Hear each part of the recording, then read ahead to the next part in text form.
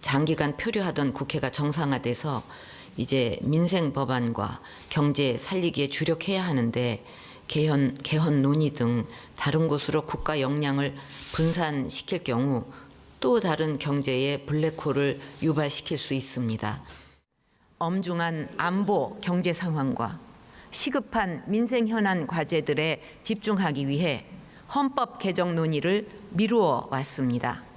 하지만 고심 끝에 이제 대한민국의 지속 가능한 발전을 위해서는 우리가 처한 한계를 어떻게든 큰 틀에서 풀어야 하고 저의 공약 사항이기도 한 개헌 논의를 더 이상 미룰 수 없다는 결론에 도달하였습니다. 개헌과 관련해서 박근혜 대통령의 과거 발언과 오늘 발언을 비교해서 보내드렸습니다. 블랙홀이라고 얘기를 했었는데 입장을 바꿨습니다. 최진영 변호사님. 네. 최순실 씨 미르재단 의혹도 여러 가지가 있는데 그 이슈를 블랙홀처럼 받아들일 수 있는 개헌을 왜 얘기했을까요, 지금? 사실 그 올 4월 달에 있는 방송국 그리고 기자들 그 편집국장님 예. 또 회의가 있었는데 그때도 질문을 했더니만 지금 경제를 생각하면은 어떻게 개헌을 하실 것인가라고 예. 해서 반문을 하면서 개헌에는 부정적인 입장이었고 그게 올해 4월이었습니다. 그렇죠. 그리고 예. 올 지난 10월 11일 같은 경우에도 김재원 정부수석이 뭐라고 했습니까? 개헌은 지금 시점이 아니다라는 것이 청와대의 명확한 입장이다. 이렇게 얘기를 했었는데 예. 사실 벼랑간 이와 같은 얘기가 나왔던 것이죠. 그렇기 때문에 야권 같은 경우에는 실질적으로 이것이 지금 정윤회 사건을 지금 최순실 사건을 비롯해서 뭐 미르 재단이라든가 K스포츠 재단을 덮기 위한 것이 아니냐 하는 그런 의혹을 제기하는 것은 예. 국민들 입장에서는 상당히 합리적인 의혹이 제기라고 생각을 합니다. 그렇지만 예. 그 부분에 대해서 지금 김재원 수석이 오늘 청와대에서 밝히기를 이 부분은 사실상 예전 본인이 6월 달에 정부수석으로 들어왔을 때부터 시기의 문제였지 해왔고 예. 이번 추석 때 사실 최종적인 보고를 거쳤다 이런 얘기를 하고 있는데 예. 내부적인 그와 같은 준비를 했다는 것은 이해는 하지만 그렇지만 왜 이 시점이냐 이 부분에 대해서는 야당에 제기하는 의혹에 대해서도 상당 부분 한 번 더 생각해 볼 필요는 있지 않나 생각을 합니다. 예, 각 당의 반응을 보시면 온도차가 느껴지실 겁니다. 한번 좀 들어보겠습니다. 이 정권 출범한 이후 오늘 제일 기쁜 날입니다. 우리나라 미래를 위해서 꼭 필요한 분권형 개헌에 대해서 대통령이 주도하고 나서신 것에 대해서 정말 크게 환영하고 시기는 딱 시기적절했습니다. 그걸 받아들여준 것에 대해서 감사하게 생각합니다. 갑자기 지금 개헌을 이렇게 말씀하시니까 무슨 블랙홀이 필요한 상황이 된 것인가 그런 좀 의아스러운 생각이 들고요.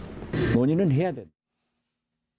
저희가 대표적으로 두 분만 보내드렸는데 간단합니다. 새누리당은 다 환영하는 거고 야권에서는 정략적 의도가 좀 있을 것 같다. 김종인 전 대표만 긍정적으로 보고 있는데 네. 중요한 거는 문재인 전 대표하고 안철수 전 대표의 의견인데 다 반대란 말이에요. 그렇죠. 이게 예. 주요 대권 주자들마다 특히나 차기를 바라보고 있는 사람들은 개헌을 바라보는 입장이 제각기 다릅니다. 예. 그러니까 앞서 김종인 전 대표 의견을 보여드렸는데 김종인 대표는 개헌 문제지 않습니까? 개헌을 환영한다고 하는데 4년 중임제는 반대한다라고 얘기를 하고 있습니다. 예. 뭐냐면은 권력 구조 개편에서 내각제 등을 고려한 완전한 시스템 전환을 얘기하고 있는 개헌론자들이 따로 있고요.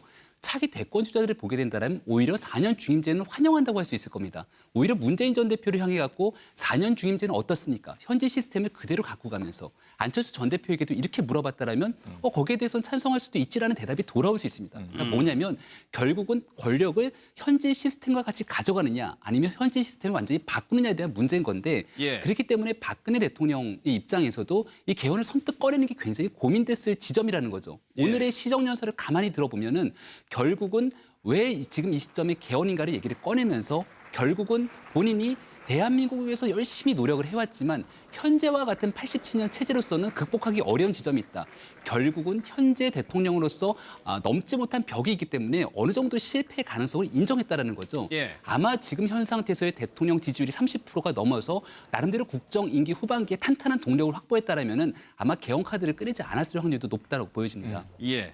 그래서 오늘 대통령 시정연설을 하면서 과연 최순실 씨 문제나 미르재단에 대해서 언급을 할 것이냐가 일단 1차적인 관심이었는데 그렇죠.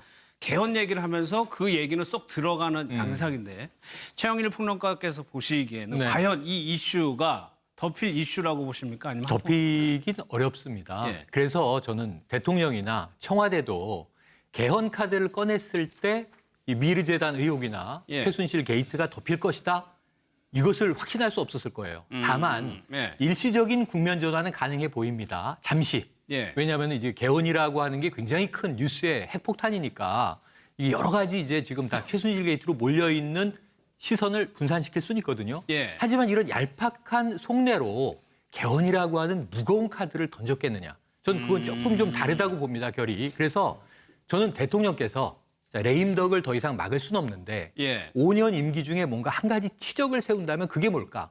오히려 보수 평론가들이 최근에 개헌을 그러면은 대통령께서 지원을 해서 예. 역사의 최소한 87년 헌법 체제를 낡은 옷을 벗어버리고 새로운 옷을 입는다는 역사적인 업적 하나는 남겨야 되지 않겠느냐? 예. 이러한 고언의 귀를 좀 기울이시지 않았는가 하는 쪽에 무게를 두고 있어요.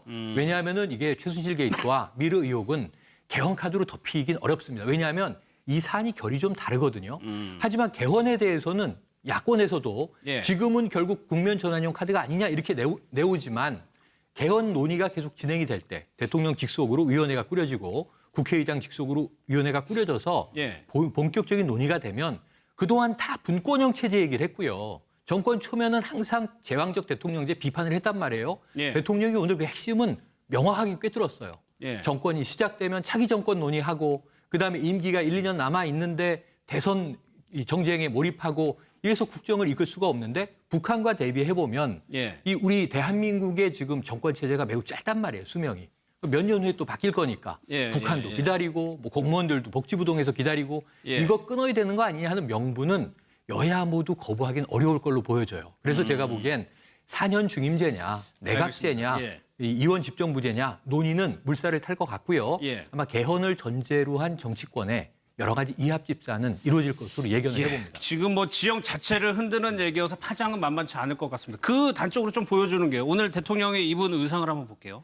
검은 옷 이렇게 입은 적 거의 없었습니다. 네, 검은 옷을 입었던 게 2014년 취임식 때 모습이었는데요. 이제 예. 결국은 임기를 1년여 앞둔 지금 이 시점에서 검은색 옷을 입었다라는 것. 그러니까 박근혜 대통령이 사실상 옷을 통해서 비언어적 커뮤니케이션에서 하고 싶은 얘기들을 늘 옷을 통해 전달하지 않았습니까? 예. 옷을 말해 경제 활성화 복이라는 얘기까지 나올 정도인데 아마 오늘 검은색 옷을 다시 다잡았다라는 거는 취임 초기의 마음가짐으로 돌아가겠다라고 하는 굳건한 결의의 모습을 좀 보여줬던 것 같고요. 그 결의의 과정들이 결국 이 개헌 카드를 통해서 조금 전에 우리 최영일 평론가님이 얘기하셨던 그 내용 그대로 사실 임기 후반기에서 지금 1년 남은 기간 동안에 박근혜 대통령이 할 수 있는 일이 그렇게 많지가 않습니다. 예. 근데 여기서 왜 개헌 카드인가라는 얘기를 잠깐 드릴 수밖에 없는데 지금 개헌이라는 건 결국 두 가지 주체 속에서 이루어질 수 있습니다. 하나는 국회 주체고 하나는 대통령 주체, 발의권자를 얘기 드리는 건데요. 개헌을 바라보는 시각이 앞서 봤지만 제각기가 다 다릅니다. 국회에서 발의를 하기 위해서 150명 이상이 한 가지 안에 동의를 해야 되는데 과연 국회의원 300명이 제각기 다른 생각을 갖고 있는 상태에서 그 안에 도출할 수 있겠느냐. 여러 가지 얘기는 나올 수 있겠지만 예. 적어도 청와대에서 박근혜 대통령 주재로 본인의 욕심을 버려낸 상태 속에서 국민을 바라보는 개헌 카드를 갖고 간다라면은 나름대로 합의된 도출된 안을 가지고 발의할 수 있다라는 거죠. 그러니까 개헌 정국을 끌고 가는 나머지 집권 임기 후반기의 가능성들을 국회 주도가 아닌 청와대 박근혜 대통령 주도로 갖고 갈 수 있다라면은 이 역시 여지까지 있었던 대통령이 향한 부정적인 입장들을 좀 바꿔낼 수 있는 기류의 변화를 보여줄 수 있다는 뭐 이런 가능성도 볼 수 있습니다. 예. 그런데 여전히 최순실 씨 문제는 아직 해결이 안 됐죠. 그 얘기로 이제 넘어가 보도록 하겠습니다.